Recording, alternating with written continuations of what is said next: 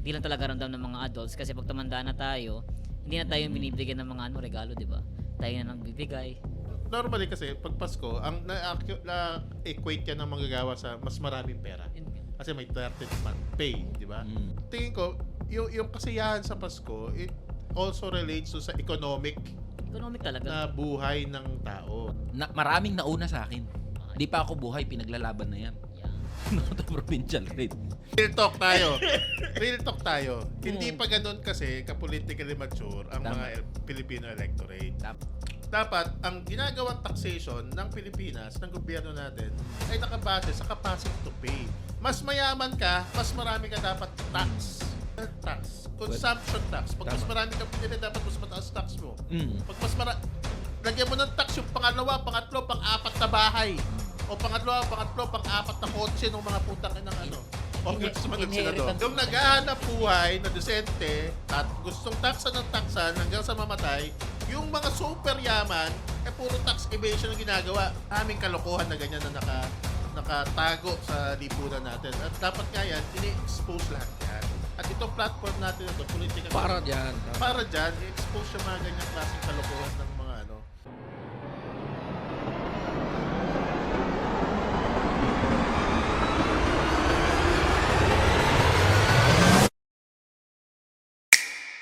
Mga gustong Pwedeng na makaupuan. may mga pag-usapan dyan eh. Bigyan nyo kaming topic. Uy, mga nasa live. Wala kaming topic. Naubusan na kami kasi PhilHealth pa rin yung nangyayari ngayon eh. Na-pressure lang kami na mag-live ngayon kasi matagal kaming mawawala. So, itong episode na to, ano na to? Year-end plus Pasko na. Pasko na. Hanggang 3 Kings na to. Putang ina. Ito na regalo namin. Mukha namin. Ito na to. Kung regalo bang maituturing to. Okay, kaya. Pa-share sa mga nasa live stream ha. Para, bakit namin gustong ipa-share? Kasi gusto natin mas maging interaktibo yung ating talakayan. Oh. Hirap naman yung kami-kaming tatlo na lang lagi dito. Wala nga gusto mag-guest sa amin eh. Putang na, mag-guest nga kayo. Tatakot. Shout out kay JM. Yan. Sino yung JM Dolete ba yan? Hindi, JM. Shout out sa'yo, JM. Shout out JM. JM. Wash out, Ako si JM De Guzman yan. Wash out. Tulog na yung mga manggagawa eh. Maaga pasok bukas eh. Kasi half day bukas eh. May half day pa ba bukas? Wala na. Wala holiday na pasok? Holiday na. Wala si yun kasi alipin siya ng boss niya. Sino ba yung murahin natin saan ka nagtatrabaho? Saan ka nagtatrabaho? Sa gobyerno eh. Oy, putang ina niya yung boss ni ni Gandang. Ba't yung pinapapasok bukas to? Tingnan mo, na-late kami. Sobrang late tuloy ng namin. Putang na, anong oras ka na nakalabas sa trabaho? 10 o'clock ng gabi? Anong pangalan ng boss mo? Ay, putang ina mo, boss. BPO ka ba? Kala ko gobyerno ka. Kwentuhan Oy, lang. mga boss, share nyo. Ito Kwentuhan. Hindi pa tayo nagsisimula Kwentuhan lang naman to. Ginagawa namin, sinishare namin sa mga group chat ngayon yung live natin. Kasi gusto natin maging interactive. Kaya kung may tanong kayo dyan, Kwentuhan tanong lang. muna. Kwentuhan O kaya lang may gusto muna. kayong ipamura sa amin, kay Elijah. Yan. Kwentuhan lang tayo Comment mga nyo yung boss. pangalan nung papamura ninyo. Mumurahin natin. Kwentuhan lang muna tayo mga boss. Kimura po ang buong Huwadcom. May putang ina ng mga congressman dyan sa Huwadcom eh. Tuwadcom. Di ba may recommendation na magpa-file na ng case kay Duterte? Kasuhan nyo ulo nyo. Kasuhan nyo sarili nyo.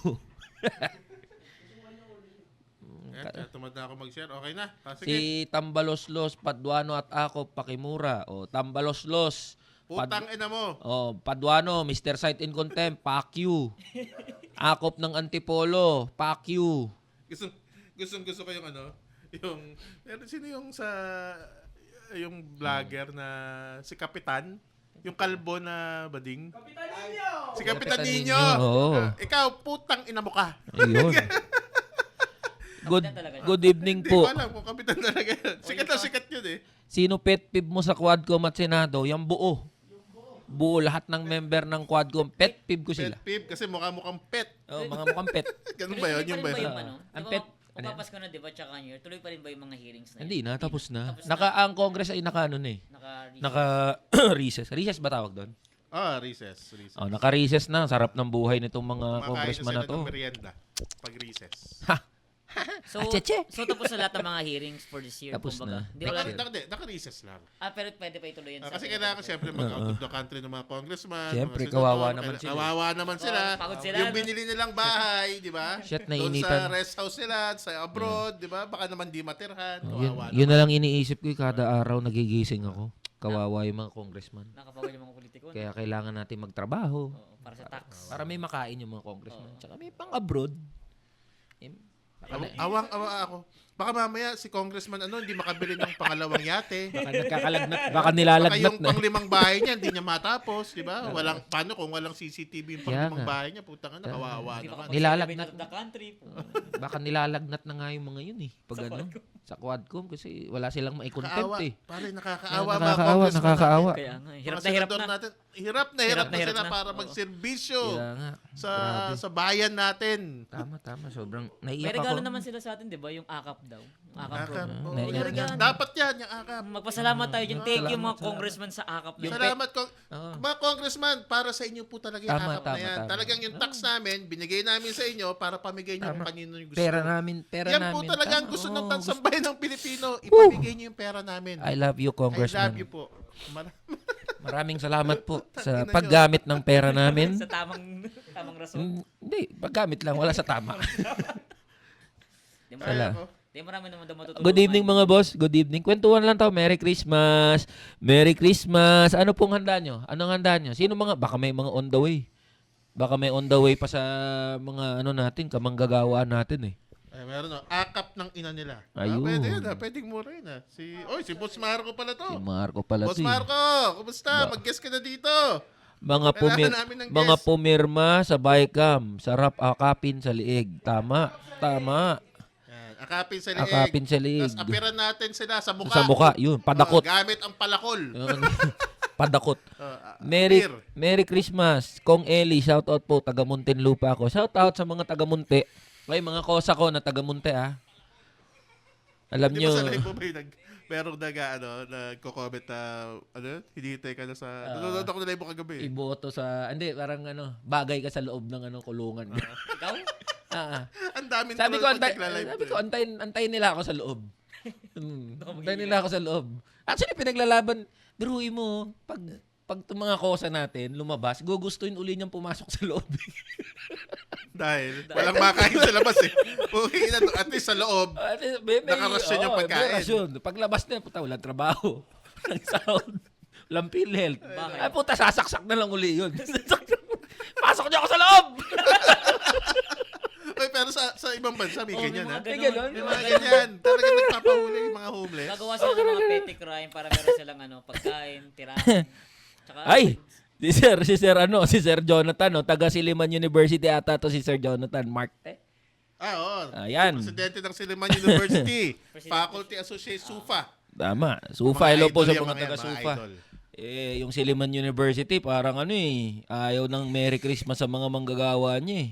sabing siliman. Ito, Siliman University para sa Dumaguete yan. Dumaguete. Ito yung kalakuhan ng putangan ng Siliman University. Mm. No? Kasi sinusundan ko yan eh. Idol ko yung mga yan. Si Doc Vic Aguilan, saka si Sir Jonathan. Mm. Itong Siliman University tanga, Yan. nagsi-CBA sila, di ba? Meron kasi sa batas, sabi, yung pag nagtaas ang tuition fee, lahat ng schools to pag nagtaas ang tuition fee ang school, 70% nun, dapat ibigay sa salaries, allowances, and other benefits ng mga manggagawa. Batas yun. So, kahit walang union, yung 70% pag nagtaas ang tuition fee, dapat yun ibigay sa workers. Itong puta ng Siliman University. Hindi binibigay. Hindi. Ang gusto lang niya pag-usapan sa CBA, yung 70% lang. Ay, nako. Hindi ba naman tanga? Ang daming abogado ng mga yan. Alam ko parang akra pa yung abogado nila eh. Alam sigurado ng mga abogado nila yan. Bakit gusto lang nila ilimit yung CBA sa 70%? Kahit nga walang union, bibigay mo dapat yung batas yun eh. Tama. Sa CBA, dapat over and above. Marami ng Supreme Court case dyan. Dapat may pantatak tayo, no? Siliman University, kupal! Tatak! Certified kupal! Pero nakakagalit yung mga ganyan na Kayo Siliman University, gusto nyo, kayo lang happy-happy, Tapang talaga ng vodka. Good evening mga boss. Shout out sa mga taga Tondo at San Carlos City, Ay, ako, Pangasinan. taga-Tondo ako. Diyan ako bukas. Shout out po Kabuyaw City, Laguna. Pura Concepcion. Hello. Yun, Concepcion Tarlac ata ba yan? Hindi, pangalan niya, Pura Ah, Concepcion. pura. Alam ko, Concepcion Hello. Tarlac. Hello mga boss, magandang gabi. Kwentuhan lang tayo. Merry Christmas, Happy New Year. Ano to? Christmas special and New Year special. Year-ender special tayo mga boss. Pakishare sa mga ano nyo. Sa mga Kwentuhan lang naman tayo dito. group chats. Ano bang gusto nyong pag-usapan? Wala pa nagsasabi ng ano gustong pag-usapan. Nung magsabi nga kayo dyan sa live. Kung ayaw nyo, di wag. Anong gusto nyo pag-usapan namin? Kung ayaw nyo, di wag. Ade, ano muna tayo? Pasko. Kanina, bago mag-start yung live, nag-usap kami ni Mark eh. Pag-usapan daw natin tungkol sa Pasko. Ano yung political economy ng Pasko? Yun. Ayan, sige Mark, simulan mo. Yun. Total, hindi ka, Nagulat siya. nakapagsilita nung Nagulat siya. yung last episode kasi natin. Hindi halos nakapagsalita si Mark. So sabi ko, pili ka ng topic mo, ikaw magsalita. Sige Masyadong Mark. malakas si Ellie last time. Wala ko sa energy nun eh. Aloof. Political economy ng Pasko. Ano ang political Hindi. economy ng Pasko? Yes, Your Honor. Hindi. Ano ba yung mic yan? Recently kasi parang napapansin ko nga na parang siguro adults nga lang tayo na parang sobrang mild ng Pasko ngayon or sobrang nakakalungkot. Kasi parang, for example, si ngayon nagtatrabaho pa rin hanggang ngayon kakapunta pa lang dito, di ba? Pero syempre, hindi, ikaw yung namin dito example ng exploited na worker na kahit na holiday season. Pero yung nag-post kasi ako last time regarding sa parang Christmas kung nawala na ba talaga or parang di lang talaga ramdam ng mga adults kasi pag tumanda na tayo, hindi na tayo yung binibigyan ng mga regalo, di ba? Tayo na nang bibigay, tayo na yung gumagastos. Ever since di ako nabigyan ng regalo. Wala akong ninong tsaka ninang. Ba't wala kanino tsaka kanino? Hindi ko kilala. May Ay, ninong hindi, na- kasi iba yung religion mo, di ba? Hindi. Nung bata ka? Hindi, meron daw pero after ako mabinyagan, Hindi na nagpakita. nagpakita. Anyway, going back, ang lungkot. Ako tingin ko, kaya malungkot ang Pasko para sa atin. Matatanda na tayo, aminin na natin. Kasi dati, tayo binibigyan ng regalo, ngayon tayo na nagbibigay. Sa akin nga lang, dami nagchat-chat eh. Pero feeling ko merong class distinction pa rin yan. Kasi masasabi ba natin na hindi masaya Pasko ng mga mayayaman na nakapag out of the country, nakapili ng mga Syempre, yung mga best friend nating congressman, Oo, senador. malungkot. Masaya mga Pasko nung mga yon. Oo. Kaya feeling ko yung perception ng Christmas talaga based pa rin talaga sa class natin. Kung mahihirap tayo, yung Pasko pag tumanda ka na, wala ka ng time wala ka ng time mabigyan ng regalo kung ano yung magbibigay. For example, marami akong mga tawag dito kaibigan na BPO workers. Kaysa mag-celebrate sila sa family nila, Double pay na lang. double pay. Ay yung nakikita nila yung pera sa Pasko, hindi yung parang celebration. Ano, totoo yan, totoo yan. Sa 30. Kaya may class distinction talaga yung Pasko. Kaya kung malungkot kayo sa Pasko nyo, hindi dahil sa malungkot talaga yung Pasko, wala na kayong time para mag-celebrate kasi privilege na yung Pasko pag tumanda ka na eh. Normally kasi, pag Pasko, ang na-equate yan ng manggagawa sa mas maraming pera. Yun nga. Kasi may 13th month pay, di ba?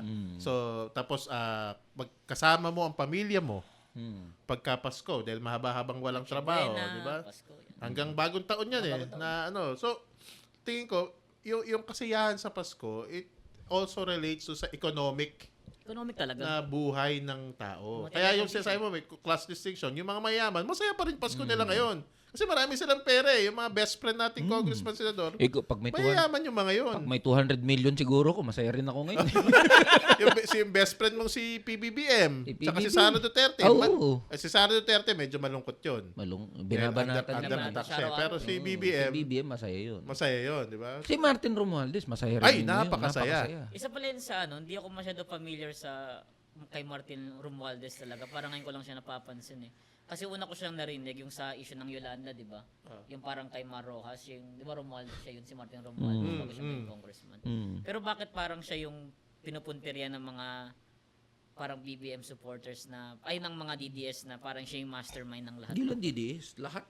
Parang sa mga sabi-sabi kasi ng mga talagang siya ang parang nagko-control. Parang siya daw architect ngayon. Siya ang pinaka-powerful ngayon. Mas powerful pa siya sa kay Chis Escudero ng Senate President. Ayan, Merry Christmas, boss. Oh. Merry Christmas. Ay, may padala. Babawiin ng boss mo to? Babawi. Oh, Yan, sige, yan. babawiin natin yung mura sa boss mo. Yan din yung mga issue ng mga workers ngayon, di ba? Kaysa taasan yung sahod, bibigyan ng pizza party, mga ganyan. O, dali, ito muna natin. Munchkins. Ay, Ay, di ba Oy, yung... shout out sa hindi sa Dunkin Donut, doon sa Union, sa Union, Dunkin Donut. Yan, mabuhay ang Yan, union ng mabuhay mga ang manggagawa. kilusan ng manggagawa sa Dunkin Sa Dunkin Donut, Donut. KMDD. Yan.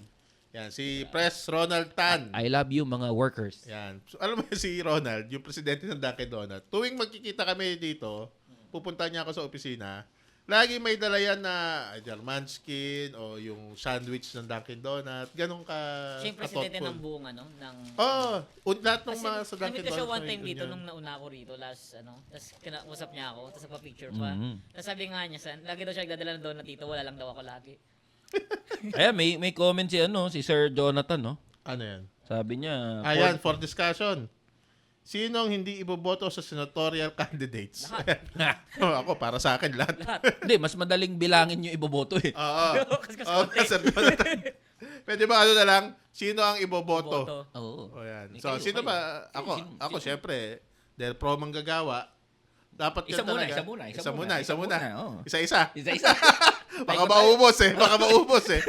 So, syempre, ako si Luke Espiritu. Ayun, si Yan, kapwa attorney. ko abogado, Sa kapwa attorney ko unionista, Yan. di ba? At talagang pang pro-worker. Luke Espiritu sa Senado. Ayun. Ako, Ayan. Liodi Leody. de Ako ba sa Guzman. Senate? Siyempre, Senate siya. manggagawa. Senate din. Senate. Boboto ko rin si Luke. Boboto ko rin si Kasi silang boto Cal mo, Liodi de Guzman. Siyempre, manggagawa. Manggagawa ako eh. Manggagawa tayo, kaya Cal Liodi. Tsaka Noto Provincial rate yan ever since. Yun. Pati si Luke, Lotto Provincial Yan. rate din yan. Nauna pa sa'yo. Ha? Nauna pa sa'yo. Maraming nauna sa akin. Ay. Di pa ako buhay, pinaglalaban na yan. Yan. Noto Provincial rate. Standing Tama, on the kasi shoulders- 1989 yung ano standing eh. on the 1989, shoulders of provincial giants, rate, Araceli. Kaya, ngayon, mas umingi lang dahil sa TikTok. Ikaw, sino boboto mo? Yan, isa. Nakuha niya na yung dalawa eh. Oh, Edi, isa. kay Risa na lang ako. Kay Hindi Risa naman na- tatakbo si Riza eh. Tatakbo eh. Sino ba yung Playing safe. Sino ba yung mga senatorial services? Wala na ako maisip eh. Saan yung Matula? Hindi. Hindi mo kilala si Sanyo Matula? Hindi siya kilala eh. Nakikita ko lang mga billboard niya. Abogado yun. Hindi, walang billboard yun. Ano ka ba? Yun yung presidente ng Federation of Free Workers. Abogado rin. Unionista din. Tama. Kasama ko yun sa Nagkaisa Labor Coalition. Si Neri Napakabait na ba tao. Napakabait na tao. Si Neri ba tatak? Hindi. Hindi. Si Chel. Saan ka ba nakatira sa Hindi rin, ilalim ng hindi bato? Hindi ako masyado nagpapansin sa mga senatorials eh. Kaya nagtala ko, alam ko lang si Luke tsaka si Yoli. Tapos, di ko na natakbo series. Stamp na ako, wala na ako maisip na iba. Pero, ang akin lang kasi, yan yung point na parang wala ka na mapili, wala ka na rin maisip. Sino na lang di mo boboto? Yan, ikaw sumagot na di mo iboboto. Si Bato, si Bongo medyo kasi yung Malasakit Centers niya malaki talaga tulong sa mga kahit sabihin tahimik siya. Yung mga bilyar, mga patakbo ng bilyar, yung sinong anak niya? Si Camille. Yung babae? Camille. Villar. Si Camille Villar. So yun, hindi iboboto. Hindi Linawin mo. iboboto yun. Basta kung may nakita kayong party list, kunyari sa PDP laban, di ba nagpakita sila ng mga senatorials nila? Huwag nyo iboto yun. Ganun lang yun. Ako, iboboto ko si Sanyo Matula. Yun. Ayan. Kompleto na. Sunny, Luke, Liodi. Ako, Ikaw pa. anti-corruption. COA, nauuso recently, di ba? Heidi Mendoza. Heidi Mendoza. Former COA commissioner. Sana lahat ng ini-endorse natin, mga hindi mananalo, no? Tanginang yan. Pag tinignan mo Hindi, yung survey. real talk ha. Real talk tayo.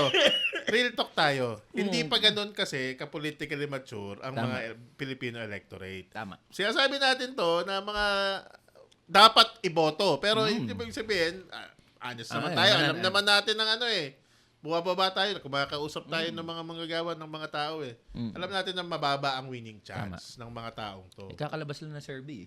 Oo nga, tama. Ito mga pinagbabanggit natin. Pang-ilan sa... Magic Mga 12. Magic 30. Oo nga. Magic. Tingnan natin nga. Ay, nakapasok si Willie Villanueva doon, di ba? Magic 30. Magic. Palang.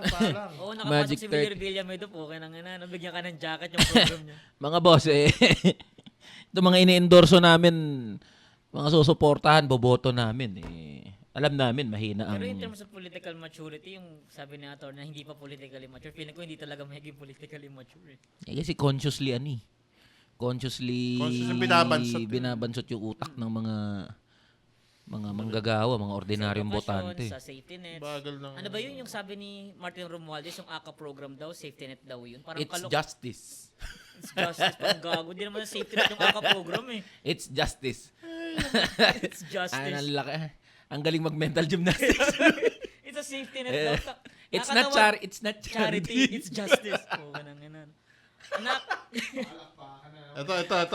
Ito yung mga, ito, 1 to 12 to na ano, 1 to 12. pumasok sa Pulse Asia survey, Number 1, Erwin Tulpo. Ayun. Ayop. Putang ina. Number 2, Tito Soto. Tang, ano bumabalik? 3, Bongo. Pumasok yung Bongo mo. Ben Tulpo, number 4. Dalawang tulpo na. Bitag yan. Oh, Pia Cayetano. Hindi ko nga nararamdaman to sa Senado ngayon. Tahimik Eh. rin, ano? Tahimik to eh. Tahimik. Oh, number 6, Manny Pacquiao. The return of the comeback. Happy Yun. New Year! Sisikat to naman to. Happy Happy New Year! Putang May ina. cultural symbol na yun sa New Year natin. Yun no? Ping Lacson. Ping, Oh, yan. Return of the comeback ulit yan. Oh, ito, pumasok nga. Willie Revillame. Bigyan ng Number jacket. 8. Oh, ito, favorite mo. Bong Revilla. Ay, Number habang 9. Revilla puta, nagbubudot siyang ganun. Budots. Paano? Medyo kamukha pa man din yan. Kaya- Sabi nga sa comments, kamukha daw niya si Mark. Nandito na si Bong! Eli. Ilay, San Fernando. Si Abby Binay. Ah, yan. Abi better. Oh, boy pa pala to. Sino? Dito Lapid. Boy pa. Boy pa ba? Sino ba yung namatay nung nakaraan? Si Eddie Garcia ata yung artista na. Eddie Garcia. Kasi di nararamdaman tong hayop na to eh. Actually, isa nga sa mga Dito lapid. senators na hindi ko masyadong nararamdaman. Diba? Pero nagkalat mo ka niyan ngayon. Pinag-iingat tayo. Yan, magaling mag-ano yan eh. Mag-remind. Sobrang ingat. Pinag-iingat tayo lahat. Siya sobrang ingat. Kaya nga. Hindi siya nagsasalita. Less talk, less mistake. Oh, kaya nga eh. Tama naman. Pumunta nga ako minsan sa Iloilo. Hanggang doon sa may sulok-sulok ng mundo. Bundok. Nandun Pinag-iingat ka? Oh, nandun si mukha ni Lito Lapid. The best. Eh Lupit. si Chavit din, di ba tumatakbo ngayon? Tumatakbo. Chabit Singh. Grabe nung alis siya ng ngayon sa teritoryo niya. Senate siya, di ba? Tumatakbo Senate. Senate. Grabe. Alay, kapityo ko. Number 12. Amy Marcos. Re-elections pala si Amy. Yan yung Magic 12. 12. Pero 13-14 si 13 Bato de la Rosa. Laglag tapos si Bato ah. Camille Villar. Ay putang ina. Number 14. Humahabol. Si Camille. Maganda nga yung ginawa nung Spark. Ano? Samahan ng progresibong kabataan. Diniface yung mga... Ano ni Camille? oo. Camille Nakita Villar. ko nga rin yun. Nilagyan Sabi ng ko sticker. nga, may nakita ko nag-repost sabi niya, bakit nyo ginagawa yan? Na kayo lang. Dapat pabarisan talaga yun. Pero Isama nyo kami. Pero tanong ko, attorney, pag sa pagdi-deface ba ng mga mukha ng mga politiko sa mga banners nila, mga tarpaulin, meron bang legal yung consequences yun? Well, depende yan. Kasi no? balak ko rin gawin. Depende yan. Dinox mo sarili mo. Pero baka kasi magkaroon ng idea itong mga sila Camille Villar. Sabagay, marami naman silang abogado, alam nila to. Pwede pumasok yung malicious mischief. Ano ba Kasi yan? destruction of property na hindi sa'yo. Ah. Kung property yun, dine-face mo, papasok yung malicious mischief. Pero Sa nakalagay naman criminal siya sa case. public, di ba? Public space. So wala namang expectation na... Kahit na. Bakit? Kunwari, yung wallet na nasa public place, pwede mo kuhanin? Pwede mo kuhanin, pero Hindi. makakasuhan If it's not yours, kakasuhan ka. Kaya nga. So, kung hindi sa'yo yung na yun, yung property, tapos dine-face mo, pwede ka makasuhan ng Tangina, malicious mga batas mischief. yun no? Pero wag pahuli. Wag Yun ang pahuli. importante. Ang rule, hindi, sila. hindi. Ang rule natin, gawin, wag magpahuli. Gawin. Pag nahuli, wag magturo. Pag magtuturo, wag ako. Yan ang golden rule. Wag Parang ibang yun sa ibang rule yun eh. pag gawin ang isang bagay, wag magpahuli. Ako nga naiisip ko kasi gusto ko talaga yung kailangan bigyan ng leksyon talaga. Itong napakaraming pinapaulanan ng mga campaign materials na to. Tsaka yung mga billboard. Naisip ko nga dati, wala lang akong makita. Yung malaking projector, gusto ko itutok sa isang malaking billboard yung projector na i-deface At least yun, walang kaso. Ay, oo. Pwede yun eh. Ginagawa sa US, Europe yan eh, ginagawa diba? yan eh. Wala lang dito at saka napakamahal nung maraming lumens kasi. More than ang nasa market lang ngayon, parang 20,000 lumens. Dapat doon mga 50,000 lumens Sino dapat. yung mahirap para dyan? Mga boss. Mga boss. Napakamahal. Papakamahal mag Hindi, baka may nanonood sa atin. May ganun. Pa-sponsor po ng projectors. Baka naman. Pwedeng lagyan mo lang kunwari ng sungay yung di ba? O ng, Pero for example, gawin mong tatakalan mo clown. lang ng ibang picture yung mukha ng ibang politiko. Parang may tarpaulin, magsasabi ka ng ibang tarpaulin dun. Considered ba sa yun? Parang Hindi, actually, ginagawa talaga yun. Ginagawa yun. Kasi papatuwa mo lang, hindi mo naman sinira. So, walang kaso yun. ayun ang pwedeng gawin. Pwede mong gawin yun. Pero yung sisirain talaga, ayun yung bawal. Pero kunyari, tatapalan mo lang ng talagyan mo ng sungay, ganyan, parang stickers lang. Hindi, basta sinulatan mo, sinira mo yung property, malicious mischief. Pag tinanggal, Same. Tanong nyo sa Comelec. uy, sige buloy pala, no, hindi siya na-consider sa nuisance candidate. Nakita niyo yun? Mm. Wala daw masyadong batayan para maging nuisance candidate siya. Hindi ako, wala naman talaga. Kasi napaka-lax actually. Ito hindi ako against sa nuisance candidate. I think may episode na tayo niyan eh. Ang nakalagay lang sa konstitusyon natin, requirement sa tumatakbo ng bata ng electoral position, Filipino, 18 years old, o kung ano, yung mga iba, Read and write. may able to read and write. Pag senador, dapat 35 years old. Pag presidente, 40 years old. Napakasimple. Mas marami pang requirement pag ikaw ay nag-a-apply ng trabaho. Sikat ngayon dito. Pero, kaya hindi ako agree na ipa-declare na nuisance candidate. Kahit sino. Lalong-lalo na yung mga favorite ko, sila Rastaman, sila Eli Pamat. Buhay pa ba si Eli Pamat? Patay na si Eli Pamat. Patay na. Ako, para sa akin, takbo sila. Bakit? Na ano? Dahil nga, napaka-konti lang na requirement sa batas ng pagtakbo sa eleksyon. Ang dahilan ni Comelec, hahaba daw. Maano ba? Demokrasya ano ba yung naman tayo. papel? Demokrasya to eh. Patakbuhin nyo yung gustong tumakbo. Ilagay nyo kung sino gustong tumakbo dyan. Mano pa kung baliw yan o ano. Hindi, para makita kung gaano ka-circus yung putang ng eleksyon na yan. Circus lang naman yan eh. Tama. Alam ng tao yan. Tama. Pero tanong ko sa inyong dalawa, di ba nagkakaroon ng sentiments, karamihan to galing sa mga liberal na yung mga tao, parang may liberal mindset na dapat taasan yung qualifications for public servants na hindi lang Kalokohan. Napakalaking kalokohan yan. Sabi daw, kapag ka hindi ka nagbabayad ng buwis, hindi ka daw pwedeng bumoto. Ganun, wala kang degree, di ka pwede tumakbo sa ano. Mga tol, ito news Napaka-discriminator. flash lang sa inyo walang taong hindi nagbabayad ng buwis. Kasi po, meron tayong VAT, no? Value added tax. Bumili ka ng yosi sa tindahan, nagbayad ka ng buwis. Candy. At Yan. ang VAT, ang pinakamalaking source ng revenue ng gobyerno. If I'm not mistaken, nasa mga 80% ng national budget natin galing sa VAT. Ganong kalaki ang Kaya kami sa 85 ka manggagawa. Yeah. pasok ka.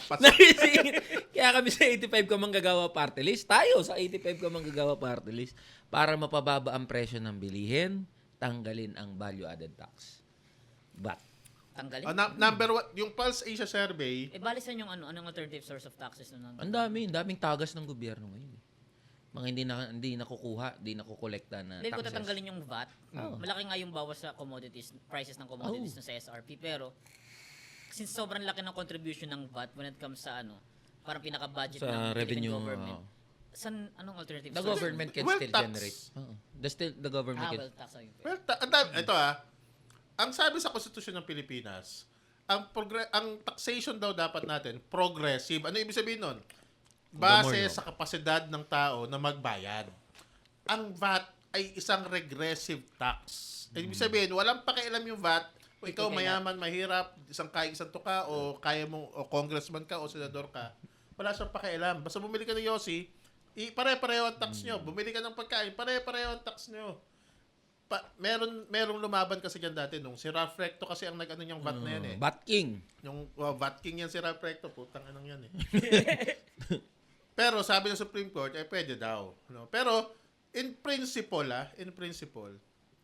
dapat ang ginagawang taxation ng Pilipinas, ng gobyerno natin, ay nakabase sa capacity to pay. Mas mayaman ka, mas marami ka dapat tax. Hindi yung katulad ngayon, kahit yung income tax natin, may mga bracket, hanggang ilang bracket lang yan, hanggang 1 million pesos. Paano yung mga kumikita buwan-buwan? Pala. May cap eh. Paano yung mga kumikita buwan-buwan? Sila Villar, tingin mo, more than one. Diba? Itong sila Ricky Razon. Bilyong beses. Multi-million per day ang inikita niyan. No, pareho lang ang binabayad niya ng tax so sa kumikita sa kanilang CEO siguro, yung isang CEO ng isang kumpanya, pareho lang sila ng tax. It's very regressive. Yung VAT na yan, understandable ngayon, maraming agam-agam. Hindi mo pwedeng tanggalin yan, sasabihin. Kasi nga, yan ang pinakamalaking source of revenue ng gobyerno. Pero hindi, ang dami po pwedeng pagkuhanan. Wealth tax, consumption tax. Pag mas Tama. marami kang binili, dapat mas mataas tax mo. Mm. Pag mas lagyan mo ng tax yung pangalawa, pangatlo, pang-apat na bahay. O pangatlo, pang-apat na kotse ng mga putang ng congressman at senador. Inheritance tax ba yan? May mga ganun din. Meron, may inheritance tax rin naman. Ayun. Pero di ba yung version naman natin ng corporate tax? So, pwede yung... Binabaan nga eh. Binabaan ngayon dahil sa Yung create. create bill. No, dati yan, 32% 32 yan ngayon, eh. 20. Ngayon, 20 na lang. Una binaba yung 25. 25, Tapos ngayon, ngayon 20 na lang. Pinababa ng pinababa. Tapos VAT ang puro consumption tax na Si Recto nag-introduce ng iba't ibang tax. Digital platform tax. Oo, yung sa Netflix. Tapos kanina Pati yung mga online seller, gusto ng taxan. Ang dami nagalit dyan ng mga business owners na nagbebenta online, yung bakit tatataksan Yung mga naghahanap business. buhay na desente, gustong taksan ng taksan hanggang sa mamatay, yung mga super yaman, puro tax evasion ang ginagawa. Bakit? Paano tax evasion? Lahat, pati mga Gagawa ng kasama nila sa foundation. bahay. Gawa ng foundation. Diyan nila doon sa mga korporasyon nila lahat ng mga expenses niyan. Gagawa ng korporasyon. Yung foundation na yan, alam mo ba't gumagawa ng foundation yung mga yan? Kasi may tax Nari, may incentive. ABS-CBN Foundation, MVP SM. Foundation, SM Foundation. Merong batas na yung kung Exempted. magkano ang inilagay mo dyan sa foundation na yan, dinonate mo, hindi, times 1.5 pa. Kumita ka pa. Pag tinayos 1.5 mo, pwede mo ibawas sa tax ng kumpanya mo. Aba. Meron pa yung adapt a school. Tax kasi ang practice ko dati bago ako nag-labor eh. Adapt a school. Mag-donate ka kunwari sa Lasal. Nari yung sa Lasal. Meron doon Henry C. Building. Oo. Dinonate ni Henry C. 1.5% kung 100 million ang dinonate niya na pera sa Lasal, 150 million ibabawas siya doon sa tax niya sa. Masarap. Parang money laundering. Kaya yung mayaman. Ganoon yung mga mayaman kasi sila ang may kapasidad na i-exploit yung mga batas na yan. Parang money Eh laundering. hindi sila mabait kaya nila yan. Yeah, hindi. Diba? So sabihin, mabait, papangalan sa yung building, papangalan sa yung pader, yung upuan, etc. Tax deductible yun eh. Tama. Kumita ka pa dyan, putang ina mo ka. Ayun Diba? pala. Tapos sila pa mabait. Hindi, maraming kalokohan na ganyan na nakatago sa lipunan natin. At dapat nga yan, ini-expose lahat yan. At itong platform natin na ito, politika Para dyan. Tama. Para dyan, i-expose yung mga ganyang klaseng kalokohan ng mga Kasi, The government, sabi nga nung isang post, di ba? The government is taxing the overworked working class. Tapos, kukurakutin lang daw ng mga politiko. Yan, hanggang mamatay ang mga manggagawa. Hanggang kamatayan mo nga, may tax pa eh. Tumilibing ka. Yung lupa mo. Yung lupa mo, may tax. Pag di ka napagbayad ng monthly doon Tanapin sa... mo buto mo. Isasako. Diba, may lumang kasabihan kasi the only thing na makakapagpakawala sa'yo sa taxation, pagpatay ka na. Sasataksan ka pa. Ngayon, hindi na totoo yun. Pagpatay ka, agnas ka na, buto ka na lang. Di ba? Apartment ba yun? Condominium type yung mga ano mo yun. Pag hindi ka nakapagbayad, puta, sako yung buto ni Mark. Tapo natin yan dun. Kaya yung iba nagpapakremate na lang, di ba? Oo. Nagpapakremate na lang para doon lang sila sa bahay nila. Okay, ilalagay sa ano? Ilalagay sa pendant. Ay, sa pendant. Sa oo. pendant. Ay, yan. Grabing. Ay! speaking of kamatayan at si Kadodong. Ayun. Si Menzo. Condolences sa family. Namatay noong December 19. Sa mga hindi po nakakakilala, si Dodong de Menzo, ang number 18th ata siya, 18th president ng UP Diliman. Nung panahon ni Erap, siya ang presidente ng UP Diliman, buong UP system. At isa siya sa mga revolusyonaryo.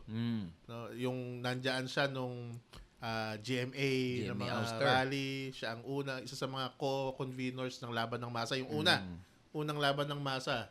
Kasama siya dyan sa Oakwood Mutiny, dyan sa Manila Pen, siege na yan. So, living testament siya during that time. Pero Na lakas nun walk the talk. Yung unang beses ko siya na-meet, kahit nag-i-speaker siya, kahit naka-wheelchair na lang siya, kaya pa rin niya magsalita eh. pero Napakalakas. katatapos lang niya ma-stroke noon. Noong mga panahon na Talaga yun. siya tumigil. Pero, Nakikirami po kami sa pamilya ni Menzo. di ba may Condolence nabasa kong po. article sa kanya, yung shinare niya, yung The Last Filipino Marxist. Hindi ko nabasa yun. Hindi ko pa nabasa. Kay Pat Abinales. Hindi ko pa rin nabasa, sinare ko lang. Kasi Meron ding tribute sa kanya si Randy David. Kasi si Randy David, yung prof ng sociology yan sa UP Diliman, o sociology, di ba? Isa siya sa mga parang minentoran Mentor. ni Dodong. Mhm. So, malungkot na balita yan. Pupunta tayo dyan sa Punta kami pakikiramay dyan. tayo. Makikirami po kami sa pamilya ng The last pamilya ni Filipino Menzo Marxist. at sa buong progressive community. Yeah. Nabasa ko yung title talaga, parang ano ba ibig sabihin ng Marxist dun sa article? Kaya na-curious ako, gusto ko rin basahin. Wala, di ko pa nabasa. Kasi parang trigger word, no? The last Filipino Marxist. May mga nababasa na ako mga niya yung mga written works niya. About sa left, critic sa left. Ang galing magsulat si Kadodong. Very sober and very clear and concise yung kanyang When it comes words. to Filipino left-leaning figures, malibang kay Kadodong na Menzo, sino pa ba yung mga kilalang parang left-leaning na figures sa progressives? Si Walden. Walden Bello. Si yung kaibigan natin, si Herbie Docena. Ayan, si Herbie. 1900 Shout out kay Crisanto Prof. Evangelista. Tagal na sa puta. Pero marami kasi nako-confuse. Marami kasi ako pag minaka-discuss ako, nalaman nila Marxist ako, parang ina-associate nila lagi na parang iisa lang yung progressive group. Yung Tapos CPP. di sila aware na Marami. na maraming dyan. Na maraming Lack of education, lack syempre. of education. Pero Lack di ba of parang rin, acquaintance na. pwede natin mabanggit na parang fault din ng movement yun na parang di nila mabigyan ng klarong distinction yung yung when it comes sa mga groups sa left, sa mga progressive organizations. Pwede. Kasi for example, sabihin nating, pwede ko ba sabihin yung natin? RJ, ganun. Oo, walang problema. RJ tayo dito. Ba't ka nag-hold back? Hindi kasi mali mo, di ba?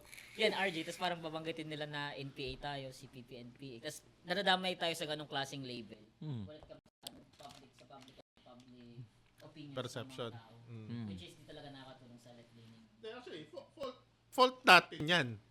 No, but na hindi mo nalilinaw sa tao. Pero fault din ng media kasi. Yung media kasi, dahil pinoproliferate nila na, ito lang parang monolith. Monolith yung left, no? Hindi alam ng mga tao, maraming flavor ang kaliwa. No? Ako, I abhor yung kanyang mga categories eh. RA, RJ, kanan, kaliwa. It's only a small part ng personality ng mga tao eh. Yung political compass na yan, yung kulay na yan. Maliit na bagay, DDS, BBM. It's helpful in some instances, pero in most na instances detrimental pa. Nakakaano pa.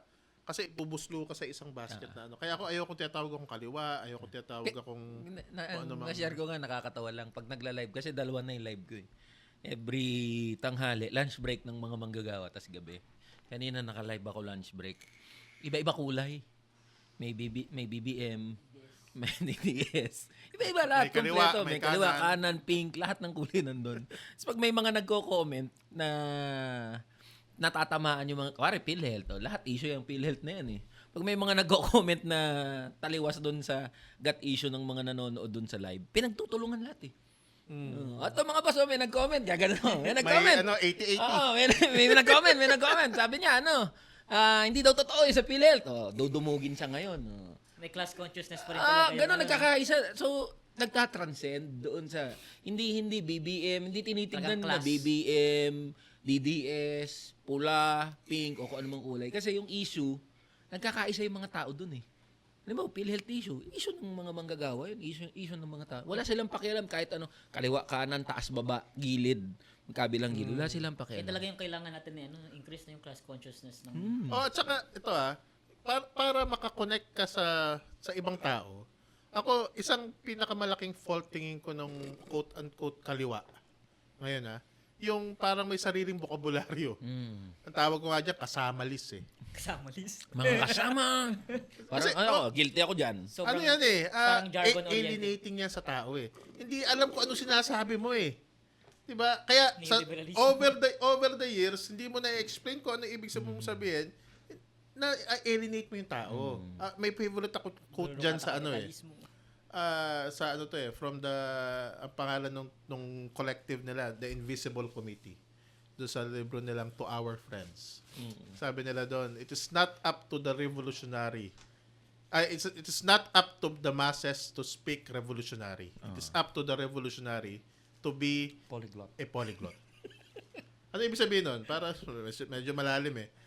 Doon sa mga gustong mabago ang lipunan, kailangan matutunan natin kung paano makapag-communicate ng maigi doon sa mga tao na gusto nating makasama Tama. to revolutionize the society. Tama. Pero Hindi yung iintindihin nila tayo kung ano ibig natin sabihin. Magsasabi tayo doon ng mga Marx, Lenin na yan, Mao na yan, na hindi naman naiintindihan, wala ring effect. Mau. May eliminate lang. may Sa badiha. may nakadebate Sasabihin ako, may nakadebate akong ganyang sa RA.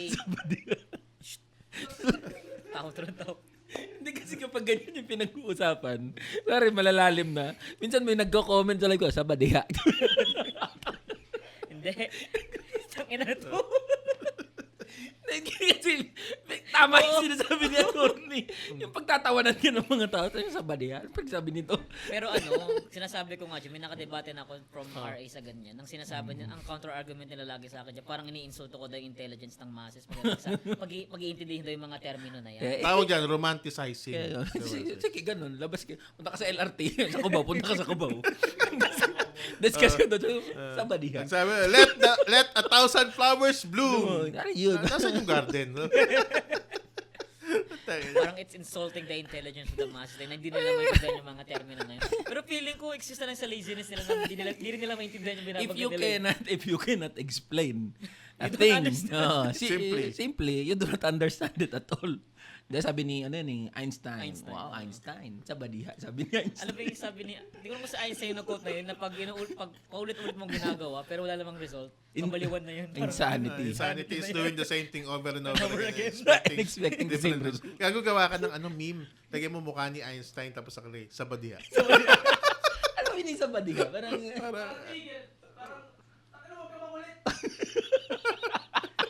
Wait, so tama ka na. hindi talaga siya word expression lang. Expression mga mga Bisaya. Ah. But parang akala ko parang Thailandese yung Hindi, Bisaya. Cebuano. Kaya, sa TikTok, ang hirap kaya mag-create ng 2-3 minutes na content explaining yung mga yung mga nangyayari sa lipunan. Tagal. 2 to 3 minutes na yun. One hour take 1 yun. hour Feeling ko nga pag mas explain mo nga siya, parang mas i-eliminate lang yung mga tao sa'yo eh. Kaysa ipakita mo na examples ng mga binabanggit mong konsepto. Ano yung burokrata kapitalismo? Tama. Bigyan mo lang examples na yun. Pero skill din kasi talaga yung communications. May kursong communications, di ba? Skill din kung paano mo i-communicate in a more accessible way yung very complicated concepts. Mahirap talaga. Admittedly, yung neoliberalismo, burokrata kapitalismo, monopolyo kapitalismo, yung mga marxismo, diba? Feudalismo, kung ano-ano mang ismo na yan. Very academic kasi ang take eh. Pero kahit sabihin nating sabihin nating tawag dito, mahirap intindihin yung konsepto. Pag tinanong mo minsan yung masses, for example yung mga tambay, napapaliwalag nila yun in their own way eh. Basta i-explain mo ba Kaya naman talaga maintindihan Pero eh. sa mga inuman, babanggitin na ganito yung corruption, ganito yung ginagawa. Alam nila yung sistema eh. Pero di lang nila nabibigay yung mismong label in an academic sense. Pero alam nila yun. Hindi lang nila alam yung jargon. Yung academic jargon. Pag binanggit mo na makakaliwa yung ganyang biglang lalo yung Tignan. Pag binigyan mo na siya ng political spectrum, ay okay nang biglang hindi ako ganyan. Pero alam nila yung nangyayari. Alam nila yun. Tignan mo yung mga... Gusto nila ng libreng edukasyon, gusto nila ng libreng healthcare. Tapos pag binanggit mo na, very very left, ay okay na ngayon, biglang mabubuhol yung dila na ayun. Ganun ka Pero gusto rin nila. Gusto rin nila. Ganun kalala yung red scare sa Pilipinas. Dapat pag ganun ka na content eh. Punta ka sa mga workers, tambayan ng inuman. Gusto mo ba ng libreng edukasyon? Gusto mo ba ng libreng ospital? Gusto mo ba ng meron kang mataas sa sahod o ayuda? Tapos kasi kapareho mo nang gusto yung mga nagrarally. Pwede. Komunista ka, no? Terorista ka, no? NPA ka? Ayun. Pero it shows na may potential yung class consciousness pagdating sa masses eh. Sadyang, kung binibigyan mo lang talaga siya ng pulang political label, na sila, nadidistinct sila sa ganung klaseng labeling. Kasi lahat naman ng sinasabi ng mga aktivista, araw-araw na danas naman kasi ng tao yan eh. Alam ng tao yan. Hindi mo kailangan explain sa kanya na kailangan niya ng libre edukasyon, ng pagkain, ng mas mababang presyo, mas mataas sa sahod. Alam nila yun, buhay nila yun eh.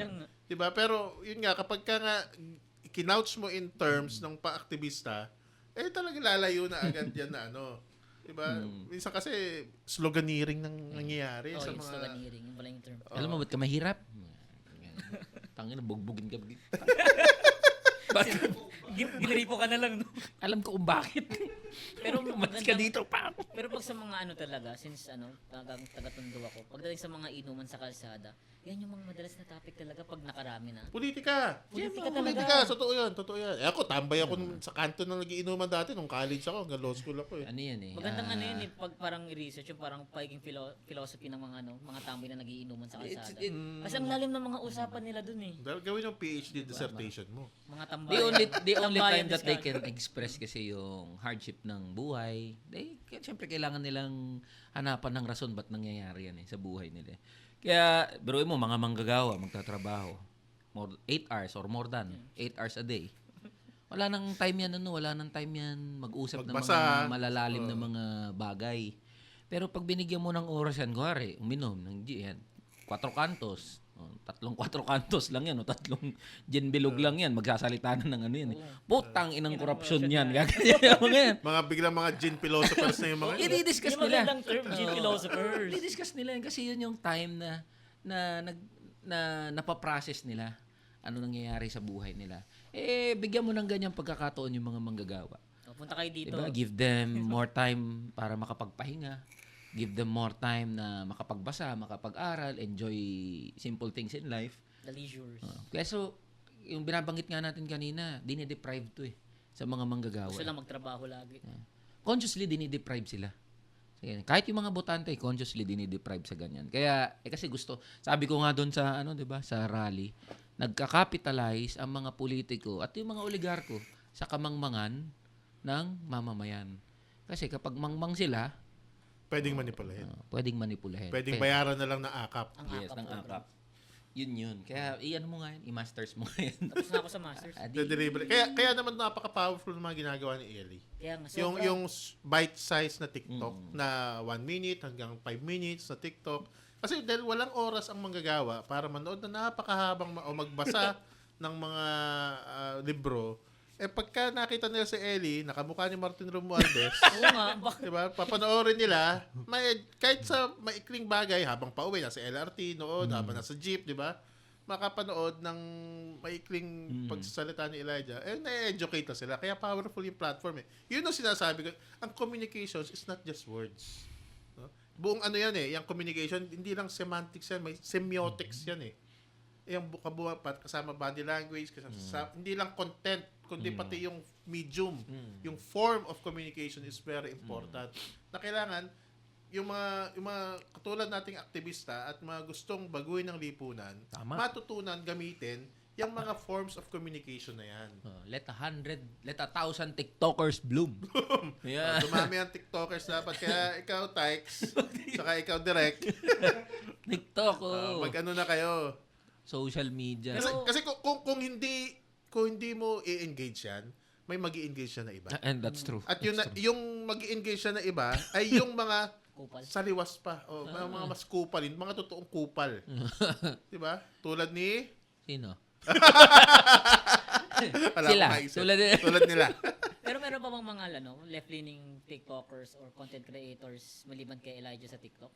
O siya lang? Marami rin naman. Marami rin. At marami nagsusubok. Marami talaga nagsusubok. Mahirap sabihin tsaka pangit sabihin na ako lang eh.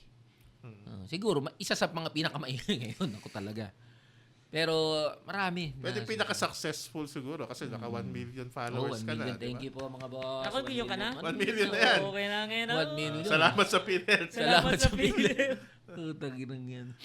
Pinaka-successful si Elijah siguro to date. Pero gusto natin, mas madagdagan Tama. pa yan. Mas dumami pa yan. Kasi nga, para mas mapakalat pa natin yung mga progressive ideas. In fact, kanina nanonood ako ng isang press ko ng clergy. Kasi diba, Clergy? PhilHealth pa rin ang usapin eh. Yung 2025 mga budget. pare. Mga pare, they understand the need na makatagos talaga sa masses yung message. So, yung importance ng social media, TikTok, Facebook, and other social media platforms, very crucial siya eh. Ngayon, ang problema, nadodominate lang ng ilang boses yung SOCMED, particularly, halimbawa sa TikTok. So there is a need talaga na magpasulpot ng mga bagong mga content creator, ay naman nating tawaging influencer, mga content creator na ang topic is politika.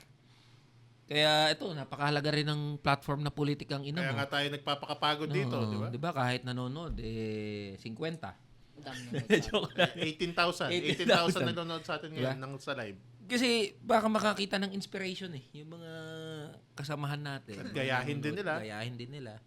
Who knows, baka mas maging successful sila kapag At mas gumawa- maganda ngayon.